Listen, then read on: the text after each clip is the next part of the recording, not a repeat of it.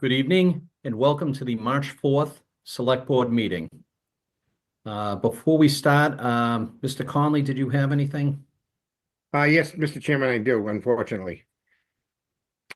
I'd like to indulge and ask my fellow board members and ladies and gentlemen. Unfortunately, Tula Sugaris, a lifelong resident of Canton, passed away peacefully on Wednesday, February 26th, 2025. She was 89 years old. Tula wants to be remembered for her love of family and friends, for being a hard worker and the ultimate volunteer. She was born and raised in Canton. Her glory days were at Canton High School. She was captain of the cheerleaders in her senior year and was also the forward center on the undefeated field hockey team. She was unstoppable. She was a self-educated scholar and she has moral compass. That was her North Star. She read everything she could get her hands on. She loved U.S. history and reading about the British Empire. Loving wife of the late John K. Boyden, devoted mother of John P. Boyden and his partner James Long of Everett, Peter N. Boyden of Canton, Julie A. Boyden of Northeastern, and Patricia M. Boyden and her husband Gary Francescan of Canton. Proud grandmother of Anthony Francescan, Alexander Francescan, Tristan Boyden, and her beloved great-granddaughter Isla York Parrish. May we hold Tula in our hearts and prayers. And may we comfort her family and keep her family in our prayers. And may we have a moment of silence, if we may, Mr. Chairman and members of the board.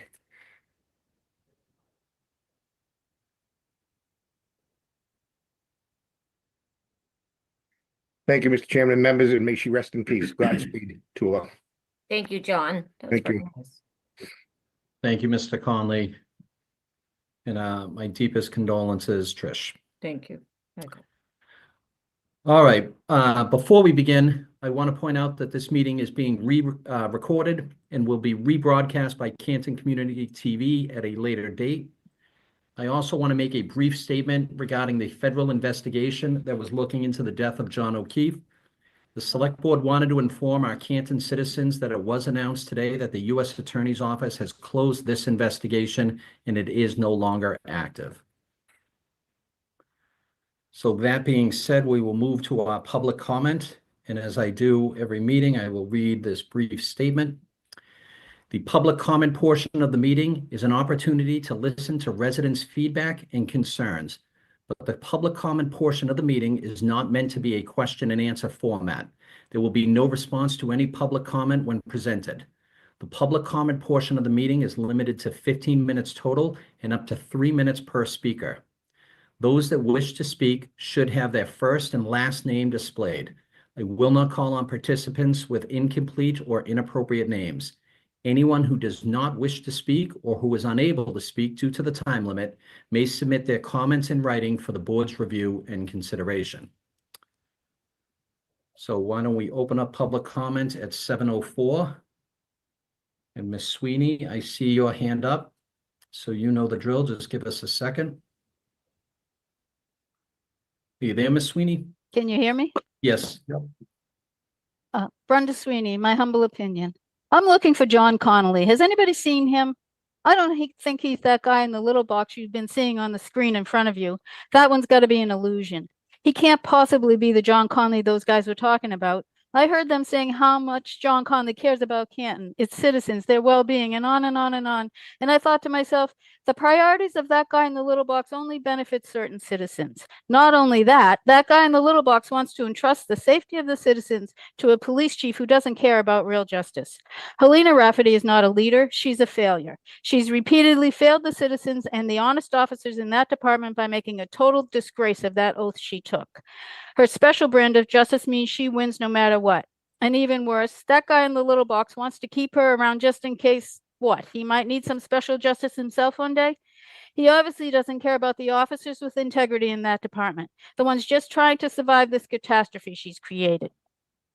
When power corrupts a person, they start to focus on personal gain instead of the needs of others. I guess after 35 years on this board, that John Connolly those guys were talking about has forgotten the mission of service he had when he started. Maybe that guy they were talking about existed at one time, but he's definitely not that guy in the little box making decisions today. Pastor Martin Luther said, "For where God built a church, the devil will also build a chapel." I guess that's where that no trespassing sign came from. The John Conley those guys were talking about would have stopped that farce from ever happening, but that guy in the little box, he went right along for the ride. And not only that, he wants 3 more years on that train. 3 more years of power, because the 35 he's had so far seems to have created an insatiable need to keep that train running regardless of the consequences.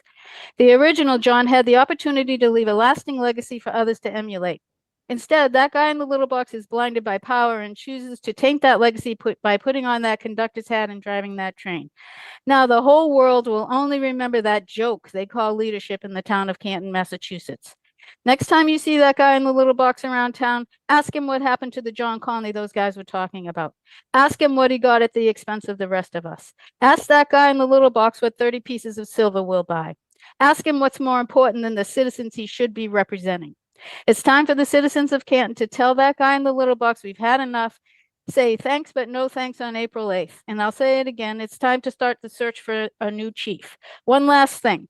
Just because an investigation is over doesn't mean indictments aren't coming. Remember, RICO has a 5-year statute of limitations from the last overt act. So buckle up, all you buttercups. It just might get bumpy around here.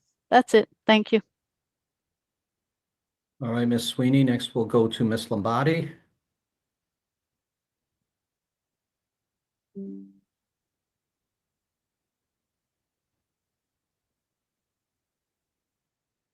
Just a second.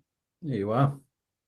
Our annual town election is Tuesday, April 8th, 5 weeks from today. This election is of paramount importance and will shape the future of our community. Regrettably, only 17 to 20% of registered voters typically participate in the town election. This means that the majority of the registered voters defer to the minority to determine our town's leadership and governance. It is crucial to recognize that this situation is not reflective of the will of the entire community. This year's ballot includes John Conley's seat on the select board, which he is seeking to retain for another 3-year term. I would like to draw your attention to several key issues that should be considered when voting. First, the select board is responsible for overseeing the Canton Police Department. However, despite citizens' concerns regarding policing and safety, the select board has declined to provide police oversight. Instead, they have deferred this responsibility to the Canton Police Department, which has been criticized for its lack of accountability. Second, the town is responsible for conducting performance reviews for key positions. However, as revealed in an op-ed published in the Canton Citizen, the town has failed to conduct meaningful performance reviews for certain positions. This lack of oversight has led to concerns about the effectiveness of the town's leadership. In the private sector, organizations that fail to provide oversight on critical areas and conduct meaningful performance evaluations face severe consequences. When the select board refused to provide oversight, courageous citizens petitioned for a special town meeting to vote for an independent audit of the police department. Few could forget that night in November 2023 when 2,000 voters packed the high school to vote for the audit, despite the most hostile and threatening conditions intended to suppress the vote. When the brave voters raised their hands in support, John Conley promptly jumped from his seat in protest, demanding a revote. This required 2 additional hand-raised votes. Fortunately, the 903 proponents were not deterred. It is noteworthy that Chief Rafferty is also seeking a 3-year contract. She is aware that if John is reelected, her contract will be secured. She understands that if voters vote for his challenger, Susan Harrington, she will not have her vote. Our community has endured extraordinary hardships. Many families and lifelong friends have been shattered and may never be fully restored. In my opinion, the lack of the town's leadership and adequate police oversight is a significant contributing factor. In Canton, we have witnessed exceptional quality candidates lose elections by narrow margins. Every single vote counts. Susan Harrington is a 27-year successful business leader and has actively been involved in community outreach. I urge you to join me in spreading the word to elect Susan. Canton's future hinges on your vote. This is your opportunity to demonstrate support for the courageous individuals who have advocated for the safety and well-being of our town. Utilize your vote and vote for Susan Harrington on April 8th. Thank you. And now that I have a breath, my condolences to you, Trish, for your mom. I'm very sorry to hear about that. Thank you. All right. I don't see any additional hands up for public comment. All right. At this point, we will close public comment and begin our agenda. Mr. Albert. All right, first up, we have ARPA update with Doc Stady is here, the Commissioner of Norfolk County. Give us an update. All set? All Good right. evening, Commissioner. All right, good evening, Mr. Chairman and members of the board. Thank you for allowing me to be present tonight. As indicated, I'd like to give you an update on opera, but also maybe kind of an update on county in general. I'm very happy to be in my second term of office, serving you and the other 27 towns. And as you know, the ARPA program, which was established in 2021, resulted in Norfolk County receiving $137 million. Of that money, which was all distributed to the 28 towns, Canton got close to $5 million. And they did a great job in getting those funds. Let's take a look at some of those, just some of the programs, not all of them, but some of the more notable things that Canton received funding for. One was the granulated active carbon for the Moran water treatment facility. Another one I think we all know about was design services for the Paul Revere Museum. That was one of the first grants given. There were several emergency generators that were funded for the fire department, police department, and the Board of Health. The Hemingway complex received money from ARPA for accessibility improvement. Elm Street culvert replacement project took place, thanks in part to ARPA money. And I think we all are aware of the project down at Washington Street, the reclamation project, the resurfacing, which was a revenue replacement, but again, indirectly, that came from ARPA money. And there were a few others along the way. One of the more recent was the digital storefront and social media program to help out in economic development. I would say overall, Canton had a very diverse approach. Unlike some of the other towns in the county, Canton spread the money across the board for schools, police, fire, for public works, nonprofits, and so on. And as I said, the total amount was close to $5 million, which was great. We're at the point now where the ARPA program has ended. It ended as of 2024. And now it's our job as commissioners to work with you and to account for all the money.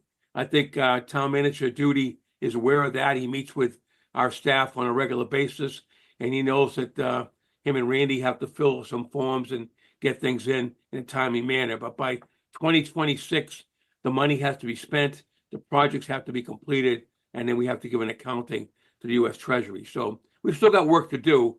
But as far as the kind of distribution, obviously that has ended. By and large, that was the bulk of a lot of the work we did in the past 4 years. But there were other things too, if I could just touch on.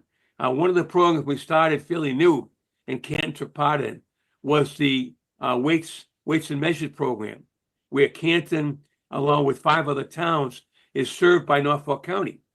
We go around and check the gas pumps, the deli weighing machines, other things in the town to make sure they're properly done. And that's a program we'll look to expand, but Canton's on the ground floor of that. We have a great school, the Aggie School, outstanding school, and 11 students from Canton attend the Aggie School, which is, again, a good amount compared to the other towns. And we're very proud of that program. We also participated in the opioid task force distribution of funds, and Canton received just about a couple of weeks ago $1,500 in a grant, I think, that was sent to CASA. And they're right on ball as far as applying, and they're always one of the regular people that get those grants as soon as they're available. So good for them. And of course, 2 other things I should at least touch on. Our engineering department from time to time helps out. Notably in 2022, there was an issue up in York Street, you may recall, had to do with an easement and some drainage problems. And our engineers actually got involved with that and helped the town to kind of straighten that out to the satisfaction of all the parties. We have a great RSVP program. In fact, we lost our director, he just retired, Robert Pearson, after over 10 years. And we've hired a new person. She'll be making a round soon. But under the RSVP program, we have the Ride a Vet program, which provides rides for any veteran for a medical appointment or a doctor's appointment. All they got to do is contact the RSVP line and we set it up for them.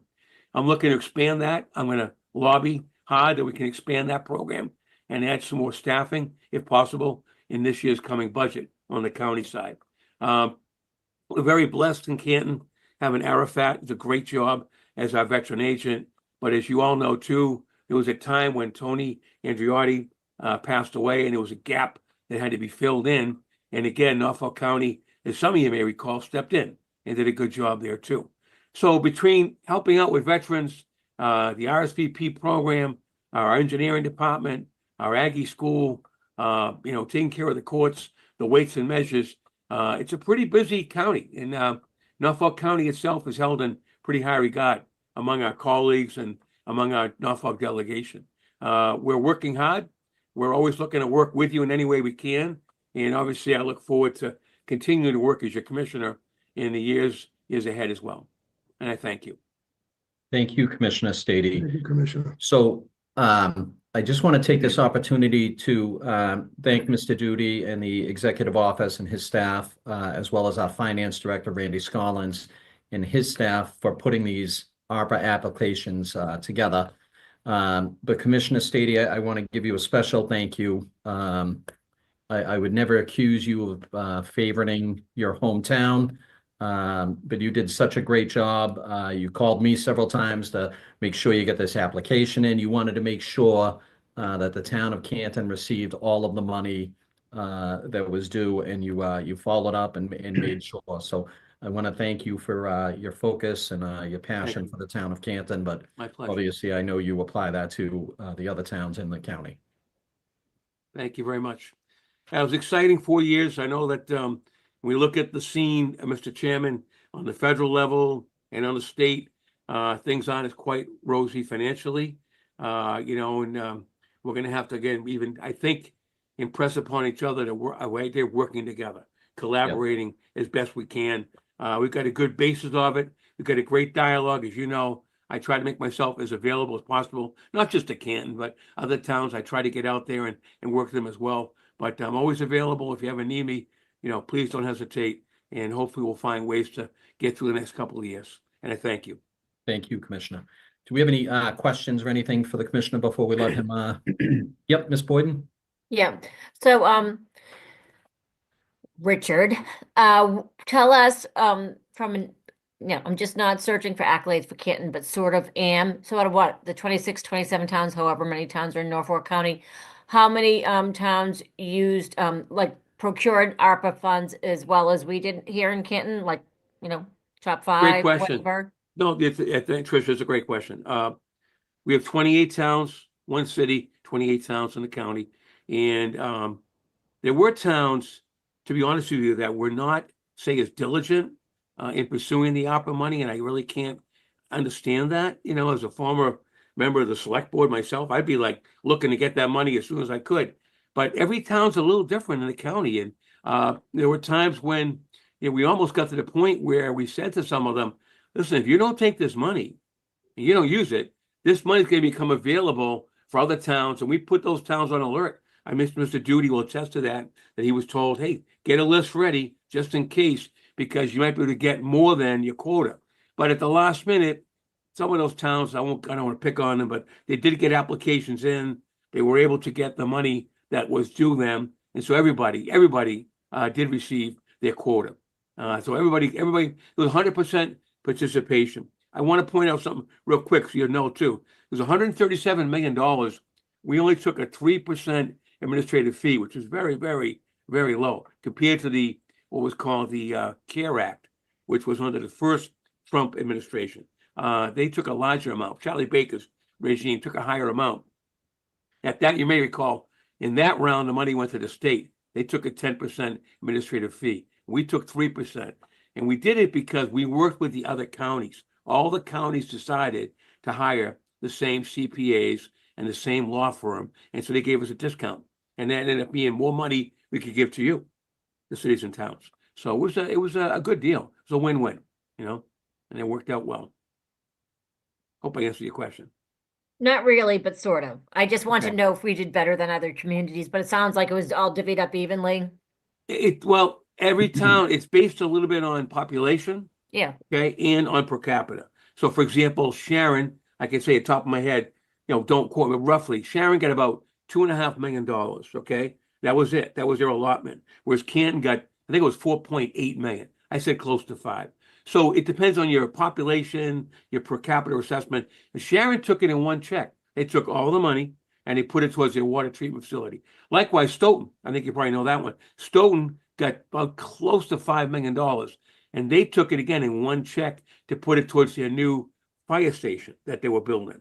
So some towns put it just towards one project and they were all done. Others kind of more or less like, I know Medfield, Canton, Dedham, I know they had different projects for different things and they kind of spread it around in different ways. I think Canton did a great job with it. And again, I would echo what the chair said, that Charlie and Randy and his team did a great job putting these things. It's a lot of work. It's certainly not an easy thing because you have to get these applications reviewed by a CPA firm. And then we had a second tier of CPA firms that reviewed them. We were almost like, if you will, self-audited. In this way, we're now sure that everything was done correctly and we're going to be meeting the standards of the U.S. Treasury. That was the idea behind it. So we have like a double set of CPAs looking at these applications. But again, kudos to the town. They worked hard on this, and Charlie and his team did a great job. Thank you. You're Mr. welcome. Duty? Oh, through you, Mr. Chair, I just wanted the commissioner to know that I still have my list. So if there's any extra funds floating around, please give me a call. You never know. You never know. I will let you know. You know that for sure. For sure. All right.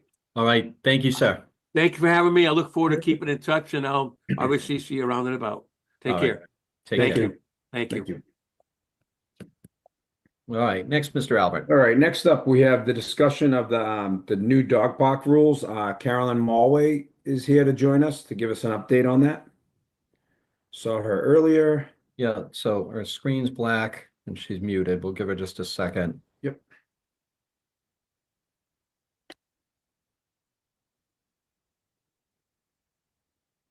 All right, let's go to, oh, there she is. There she is. Hello. Good evening. Hi, how are you doing? Good, how are you? Good. Bedtime, huh? Yeah. Yeah, sorry. That's- I no- thought no she'd worries. sleep. No worries at all. All right. Well, we have the rules that I could present to you. Hold on just one second. Sure.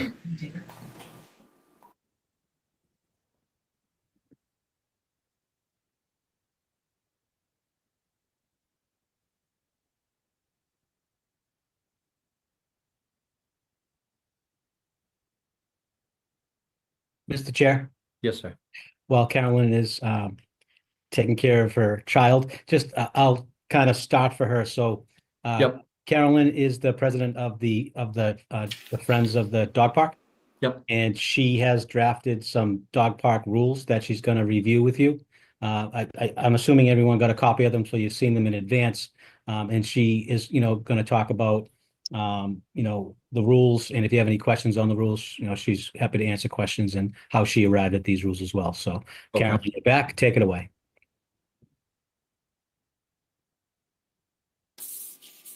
Thank you. So I'm happy to share my screen, if that helps. If you want me to share the rules. So we all Or do you want me to received just the read them? rules in our packet. Does everybody Okay. have them on the board?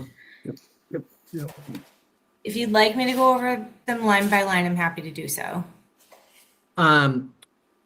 So as one member, the only one that jumped out at me is the no choke, prong, pinch, spiked, or e-collars. And I'm just curious what the thinking is behind that. There are large dogs that, are walked down to the park wearing a spiked or pronged collar, and that's the only way that they'll respond and heal. And so I'm just curious of the thinking on that. It would be safest for all dogs if they did not have an e-collar or any type of collar that has a sharp object in an open space such as this, it's completely fine while on leash. However, in the event of some contact, it could be dangerous. Also for any handler who may have to take action for their hands as well, so. Yep, yep. Okay. Is that a common at other dog parks, that rule, or are you? So these rules were adopted through all the other parks in the area. One in particular is a park that's on state land, and that was the primary guidance that I took it from. However, I'm unsure of how this particular rule is throughout all of the other parks. But that's from the primary rules that I took this from. Okay. All right. Any other questions for Ms. Mulway regarding the rules? These, yes, sir. Yep, Yeah, go ahead. these gonna be posted for the public to see, like, in a notice? The dog park's gonna open up, I believe, in June or July, is that correct? Or that's what you're intending? We are hoping for June of 2025. Okay. We're even more so, we're trying to align with the annual Heritage Day in the end of May. We think that would actually be a great time to have a grand opening per se. It would be a fun event for the town. As far as the rules go, we would like to have this posted on the signs that Bernie would like to finish for the park. So we're excited that we've made it to this point. I know it's been a long time coming. I believe 10 years. Yeah, yeah. So, and Bernie's done a wonderful job.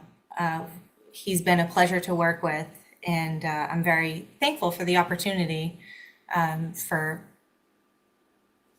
For the whole project's been good. It's been a larger park. We have so many more amenities. We're really excited. Okay. Any other questions for Ms. Mulway? So, Ms. Mulway, typically what we do when we're presented something like this is we take it under advisement and then vote on it at the next meeting. So if there are no questions, I don't know that it's anything you need to come back for. That I think it would just be something that we would move to approve at the next meeting, but that's typically how we run things when we get these procedures. Sounds good to me. All right, but we'll get it done, and Mr. Plant can get going on those signs. Thank you so much. All right, thank you. Thanks for Thank all you. your work on this. Thanks, Carolyn. Good job. All right, next, Mr. Albert. All right, next up, we have Mr. Trot is here to discuss some meter replacement. Our superintendent. There it is. Good evening. In 2014, 2012, 2013, we began a meter replacement program for all the meters that were in Canton. We went to a radio read meter. The radio read meter is powered by battery.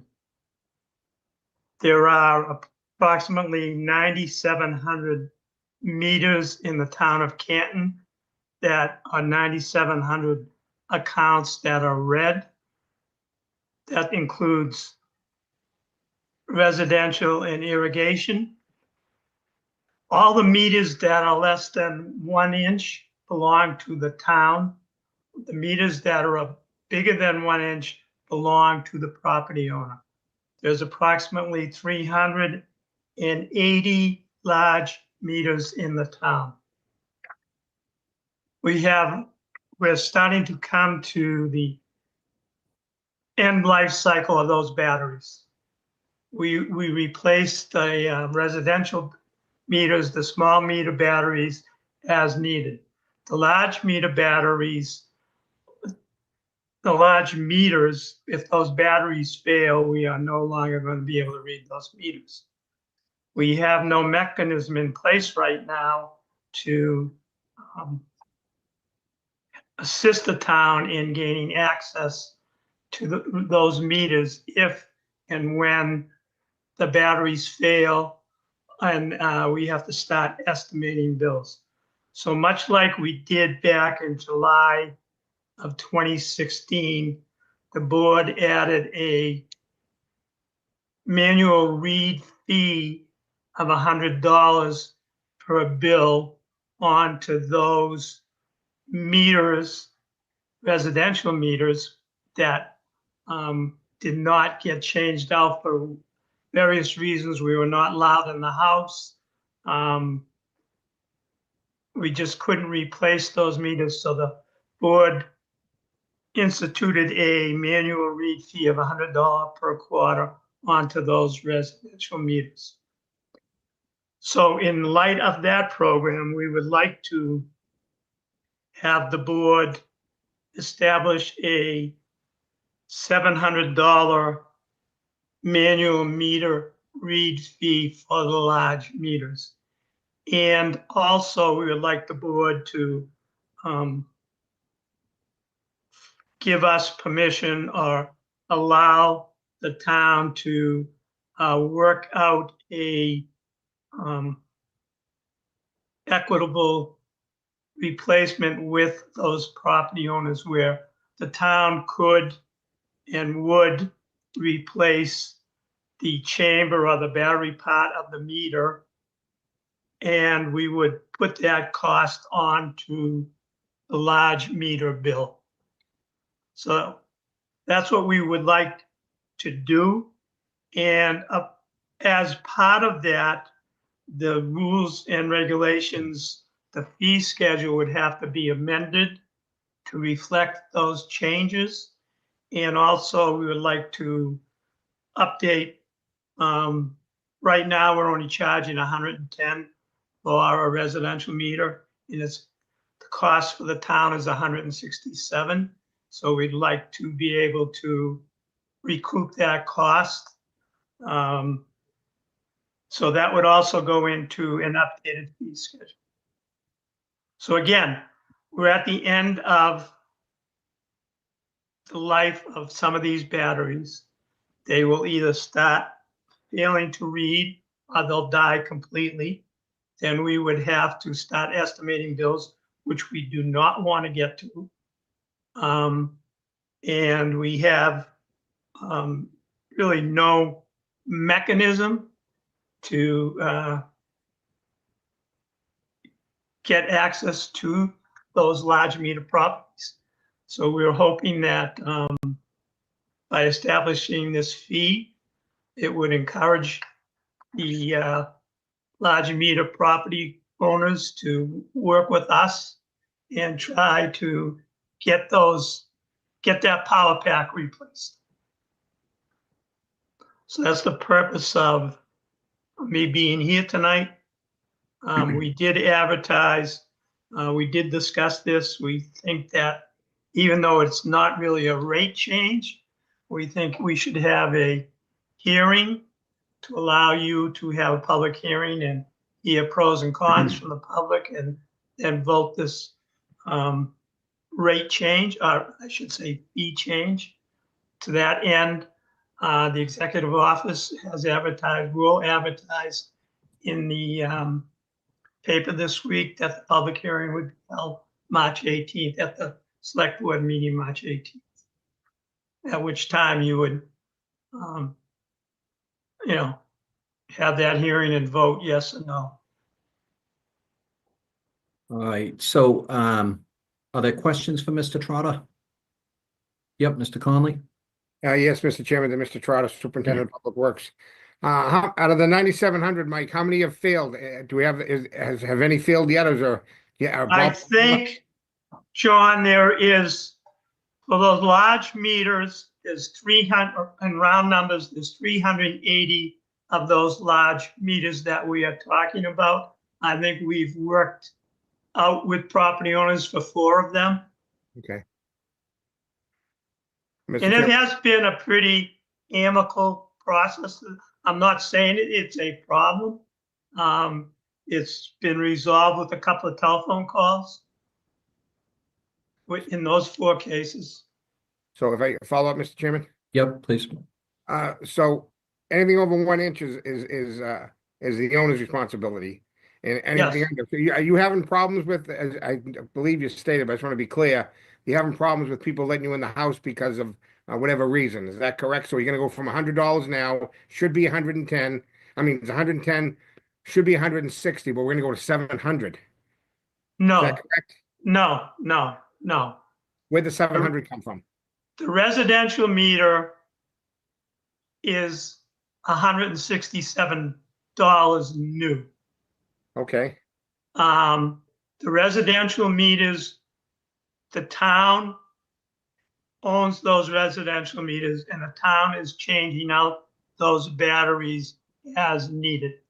There are some 300 residential properties that for whatever reason, they did not allow us in to change their meters, and they refused, some of them refused to pay their bills. And the board's longstanding policy is not necessarily to shut the water off, but you agreed in 2016 to put a manual read fee, because we have to go up and look on the outside of that house and read that meter, which it's either getting paid in a bill or it's going to lien. When the property changes hands, the town will recoup that money. Now, on the larger meters, there's, like I said, there's about 380 of those meters. Those are meters from 1.5 inches up to 8 inches. So those are could be fire service meters. They could be sprinkler meters. They could be a master meter for a Windsor Woods complex. Those meters belong to the property owner. We are, as part of what we're talking about tonight, is asking permission from the board to begin a replacement process where the town would assist the owner by doing the work, providing the parts, and doing the work, and then bill the owner that meter, that register, and the work. If the entire meter has to get changed out, then that would fall on the property owner. The $700 fee would be to go and read those larger meters to, physically, you might have to go inside the plant, or you might have to go inside the back of the mall, or you might have to go into a meter. So that's why it's a little bit more money, because it would be harder to read those meters. And that's what the $700 manual read fee would be, which would be parallel to the residential manual read fee that you approved in 2016.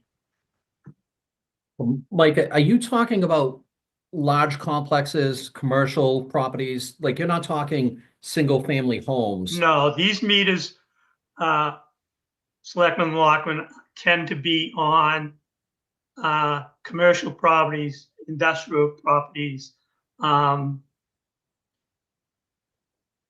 Mass Hospital School, Okay. Organogenesis, those places.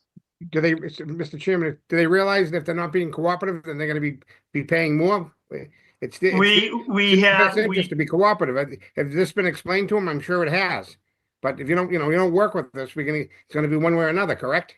yes, we Okay. have this, we had a letter in your package that we would, right now we're calling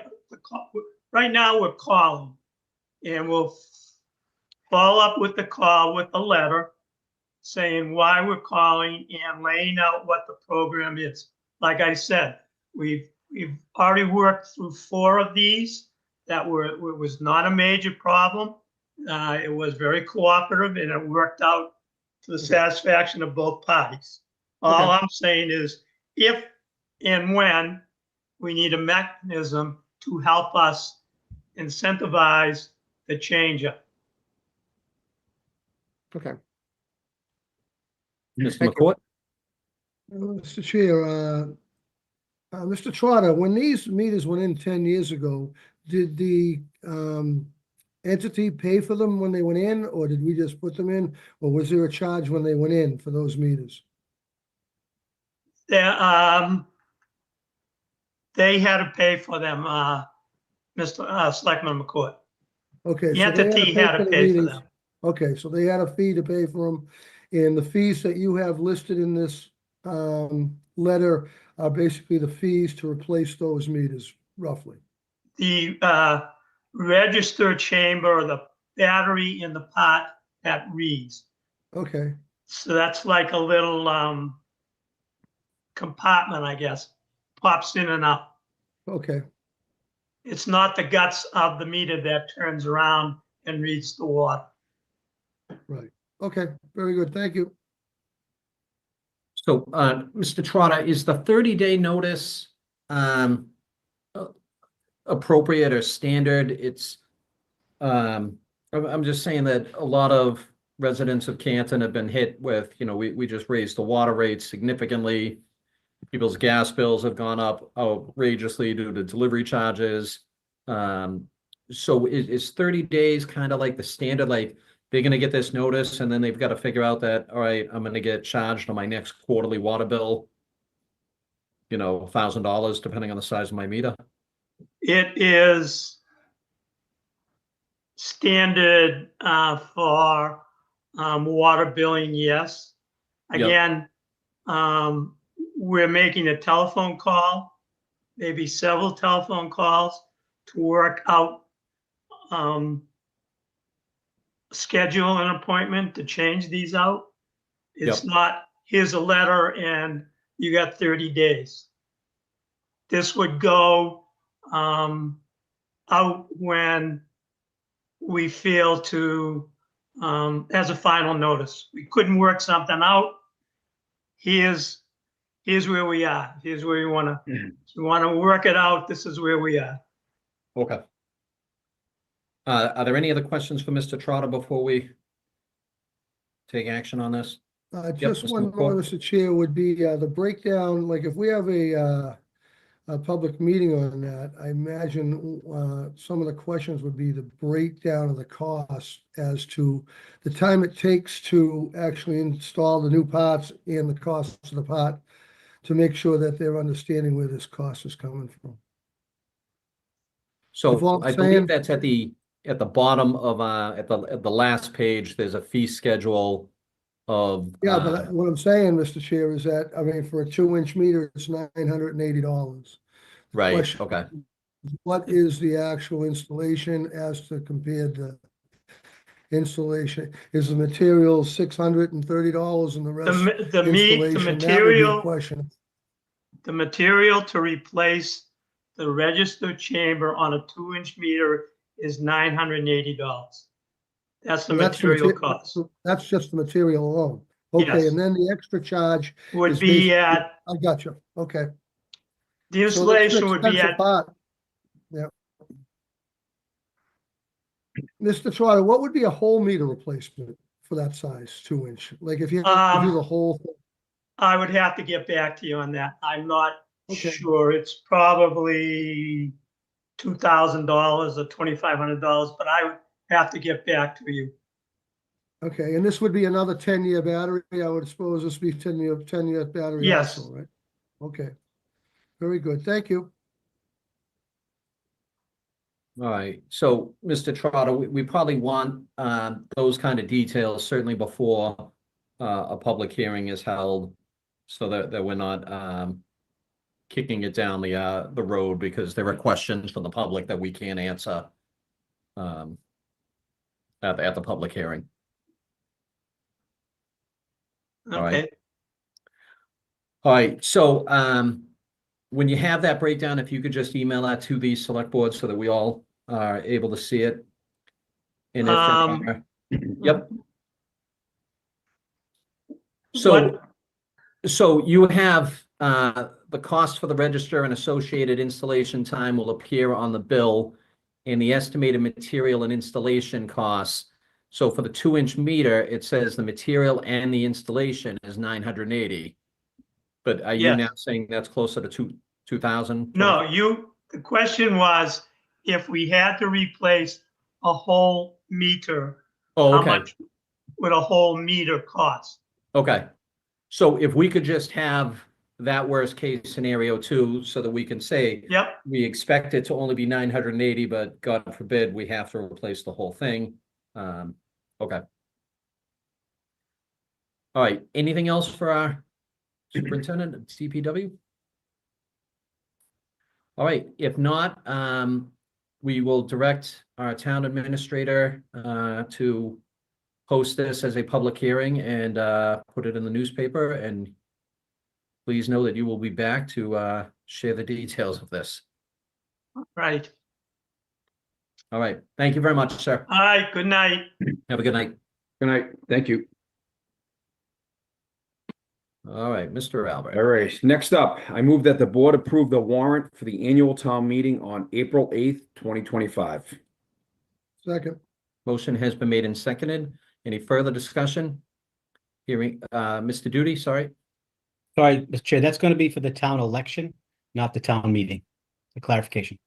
Did I say, Okay. did I say meeting? Yeah. Oh, boy. Yep. All right. Duly noted. I move All that right, the so- board approve the warrant annual town election on April 8th, 2025. Perfect. Do I Good have a catch, second Charlie. for that? Do I have a second? your second. Yep, thank you. All right, all those in favor, please say aye. Aye. Aye. Aye. And we'll do a roll call vote. Mr. McCourt, Yes, Mr. Albert, Yes. Ms. Boyden, Yes. Mr. Conley, Yes. chair as well, 5-0. Okay, next, I move that the board approve the early voting at town hall for the annual town election during the following times. Saturday, March 29th, 9 a.m. to 5 p.m. Monday, March 31st, 8 a.m. to 5 p.m. Tuesday, April 1st, 8 a.m. to 7 p.m. Wednesday, April 2nd, 8 a.m. to 5 p.m. Thursday, April 3rd, 8 a.m. to 5 p.m. And Friday, April 4th, 8 a.m. to 1 p.m. second, Motion has been made and seconded. Any further discussion? All those in favor, please say aye. Aye. Aye. We'll do a roll call vote. Mr. McCourt, yes, Mr. Albert, Yes. Ms. Boyden, Yes. Mr. Conley, Yes. and the chair as well, 5-0. And I just want to remind the public, that's for early voting, where you come into town hall and you can cast your ballot.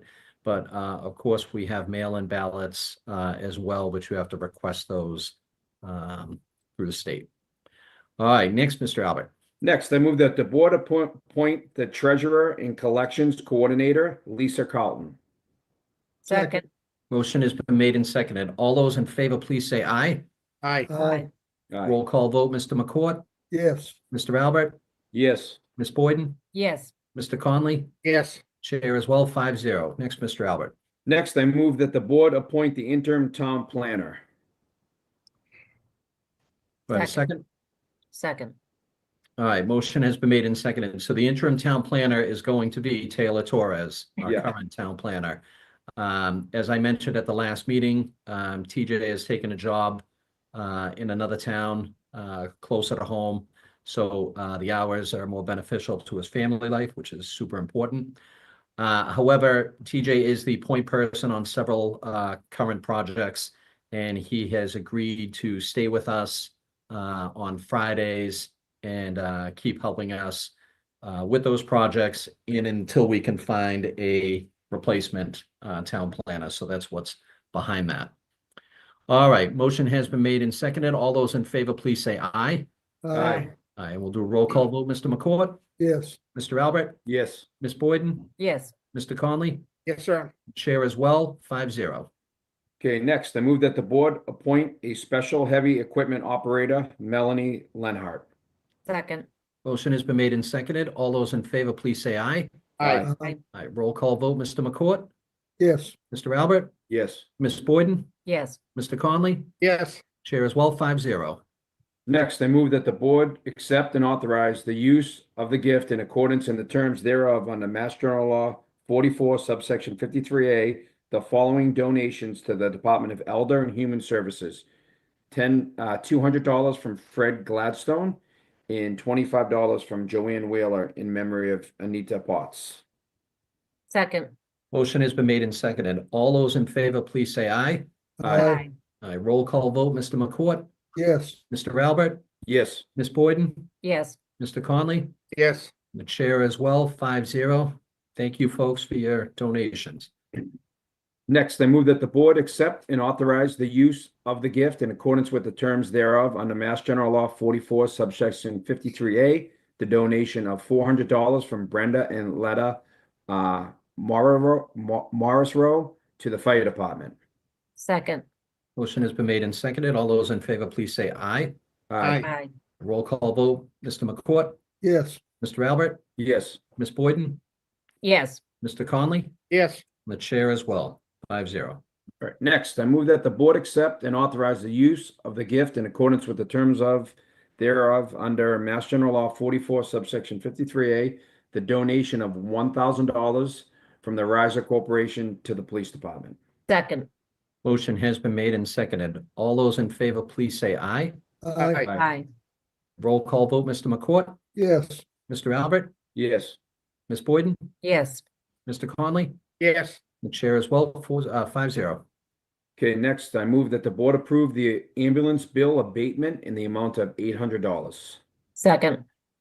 Motion has been made and seconded. This is something that comes to the board occasionally, so we've seen this before.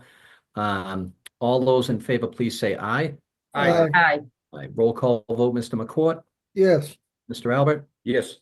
Ms. Boyden, Yes. Mr. Conley, Yes. chair as well, 5-0. Okay, next is the vendor warrant for the total week of February 20th, 2025, $3,355,443.53. The payroll warrant for the total week of February 20th, 2025, $1,978,878.71. The vendor warrant for the week of February 27th, 2025, $2,997,939.28. The payroll warrant for the week of February 27th, 2025, $10,447.90. Okay, All right. next, I move that the board approve the cemetery commitments in the amount of $1,875. Second. Motion has been made and seconded. All those in favor, please say aye. Aye. Aye. Aye. Roll call vote, Mr. McCourt, Yes. Mr. Albert, Yes. Ms. Boyden, Yes. Mr. Conley, Yes. chair as well, 5-0. Okay, next, I move that the board approve the select board meeting minutes of February 18th, 2025. Second. Motion has been made and seconded. All those in favor, please say aye. Aye. Aye. Aye. Roll call vote, Mr. McCourt, Yes. Mr. Albert, Yes. Ms. Boyden, Yes. Mr. Conley, Yes. the chair as well, 5-0. All right, next up, we have the town administrator update. Mr. Duty. Just one thing, Mr. Chair.